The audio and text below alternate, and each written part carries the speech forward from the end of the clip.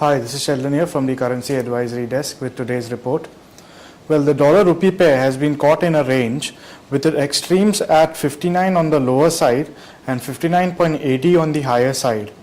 Now, we expect the pair to trade in this range and advise our traders to go long at around 59.10 with a stop loss of 59 to 58.95 levels. Now, we had a lot of PMI figures come in yesterday across the globe. India's HSBC manufacturing PMI moved to 50.30 in June, which was up from 50.10 in May. Now, upon further analysis, however, the new orders fell to 49.7 from 50.5 in May. Hence, this rise was driven primarily by export orders and there was very weak domestic consumption. Now, this only adds to the fears that India's economy is on very shaky grounds, with the stability depending on foreign fund inflows. Now, we had Eurozone's manufacturing PMI data out yesterday with the final figure coming in at 48.8 versus an expectation of 48.7. So there was a minor increase.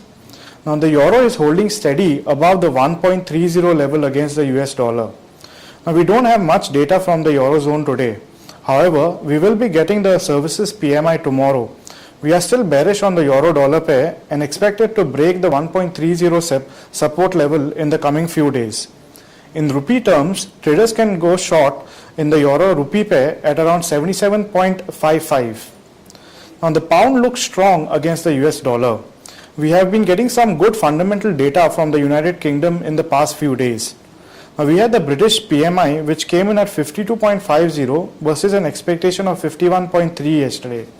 Now, if the numbers continue at this pace, then we can see some pressure being lifted off the Bank of England as far as monetary expansion is concerned.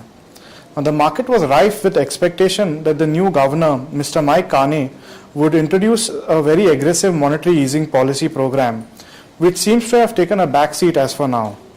Now, traders can go long in the pound-rupee pair at around 90.40 in the spot. Now, the Japanese yen has weakened back to 99 levels against the US dollar. It is presently trading at 99.86. Now, we had the Tankan Manufacturing Index, which is a leading indicator of economic health in Japan, which came in at 4 as compared to a previous figure of -8. Now, the increase in business sentiment has once again raised the expectation that Japan is doing the right things and Abenomics will continue, thereby putting a strain on the Japanese yen. In rupee terms, traders can short sell the yen-rupee pair at around 59.75 levels.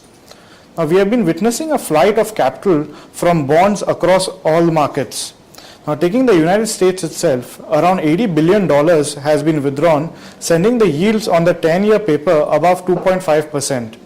Now, even China witnessed one of the biggest squeezes in their interbank rate, which after hitting a historic high of 13.91 on June 20th, is now back to around 3.80. So there's been a huge movement. Now, any small news is usually giving a bigger than life identity, and we see markets moving to around 2 to 3% in a single day. So we advise our traders to trade very cautiously in this highly volatile scenario. Well, that's it from the Currency Advisory Desk. Thank you.